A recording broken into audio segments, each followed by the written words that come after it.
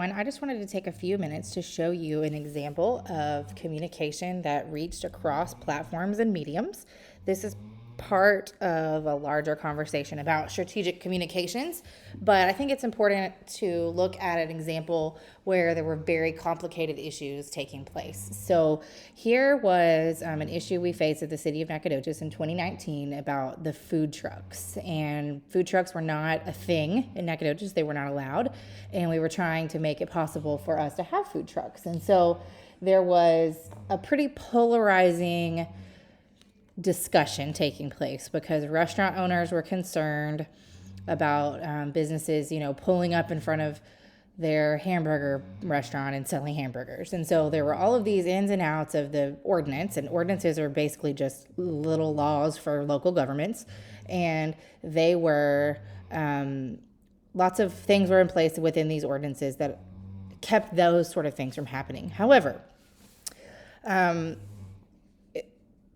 it was kind of a weird situation, and so I won't bore you to death with all the details. You can read here if you want to pause your screen and look at this. But this conversation started in 2017, and you can see here I put together a little timeline, and this was in 2019, and so we were still working through this because there were so many issues and so many concerns, and it just took a very long time to actually get something written. And so what we did here was try to articulate to the community that, hey, we've put a lot of thought and time into this. I'll be really honest with you. Some of the restaurant owners were kind of asleep at the switch, and when we were doing all of these public meetings in 2017 and going through ordinance changes and public hearings, and we had a very, very open and public process, they weren't present for that. And then when we actually got a real food truck that came legally into the community, people started to get concerned again and felt like they hadn't had a chance to voice their opinion. My opinion at the time didn't matter, so all of that I just said, it didn't matter because the reality was that there were citizens and a group of contingency of citizens that were very concerned about what was happening. So what that required was for us to have another public meeting and to be able to articulate all of the things that we had worked on and try to get a food truck ordinance passed into the community so that we could bring in new restaurants and help people who wanted to start a restaurant, kind of start out with baby steps as a food truck and then hopefully grow into a brick and mortar restaurant. And so I created lots and lots of promotional pieces to talk through these issues because they were so complicated. We sent letters to restaurant owners. We had food trucks up and running in the community. We had all of these public meetings before we changed the ordinance. And so how do you explain that to everybody? We use an infographic, and you've learned about infographics. Hopefully you've seen some before, and we'll talk more about them throughout this course. But this was a really easy way for me to kind of show, look, these are all the things that happened and all the time that passed and all the little things that took place between them. This is still very busy, and there's a lot of information here, but it was the easiest way to get this across. However, I also know as a communications professional, and what you will see in this class, and hopefully you've already begun to learn, is that we cannot just have one form of communication telling you this information. And so, like I said, it was very complicated. So we also made a video. We made 3 videos, actually. So there's me in my happy little office hanging out. And we talked through that entire infographic in detail through 3 videos, and we pushed these out. So if you'll go back to Facebook, if I'll go back to Facebook, you'll see, here we are, folks, the ultimate breakdown of food trucks in Nacogdoches. We've been working hard, and we're going to lay out the details. We had this event that took place, and I'll show you that in a minute. That was next Thursday, so we wanted to be very open and honest about if you have questions, if you have concerns, if you have comments, come out to this event. This is video 1 of 3 that will lay out the facts about food trucks and outline public discussion that has already taken place. My fear was we were going to kind of plowed ground, and that things we'd already talked about in 2017 were going to come up in 2019, and I felt like that was a complete waste of time. And so I thought, if I can try to get people to hear what we've already discussed and that we've done a really good job of getting public input up to this point, maybe this won't be so controversial.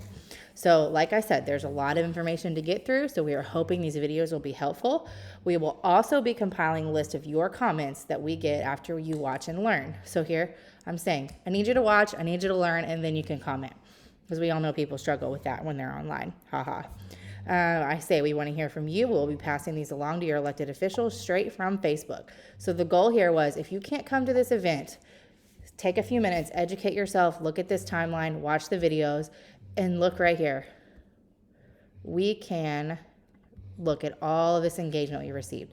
Positive reviews about how great downtown food trucks would be. Lots of information. NAC, we are so blessed to have you. Oh, that was somebody talking to me. Well, that's so nice. Oh, that's Coach Keller's wife. Well, isn't that the sweetest thing? I agree. There's plenty to go around if you feel threatened, blah, blah, blah, blah, blah. There are a lot of people that were tagging other food trucks. They were trying to get these folks that he works at a restaurant. She was trying to let him know, hey, this conversation's taking place. Check it out. People came in and watched the videos. One of the local radio stations actually pushed all this out for us and said how great of a job we did. This was like the most transparent they had seen the local government be in a very long time.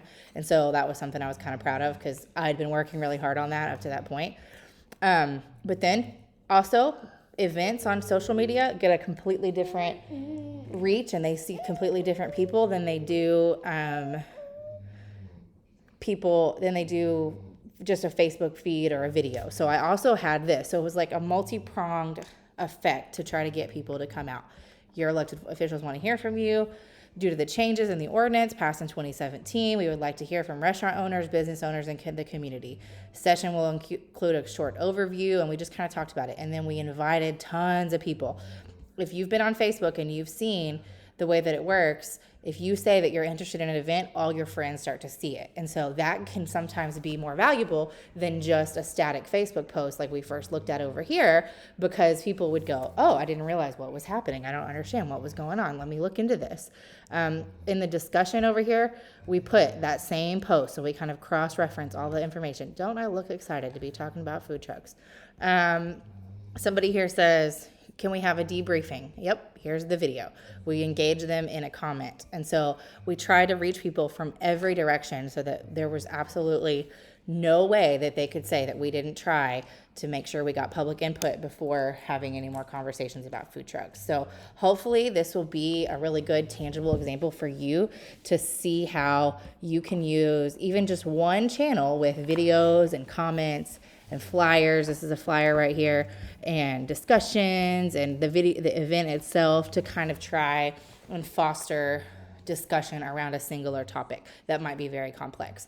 I think this relates to ag in a really interesting way, because we have a lot of complex topics in agriculture. And so if you are dealing with an issue or you're trying to think about public relations in regard to something related to agriculture, this is a great model to follow of having multiple communication channels to help articulate your message. So I hope you learned a lot, and thanks for tuning in, guys.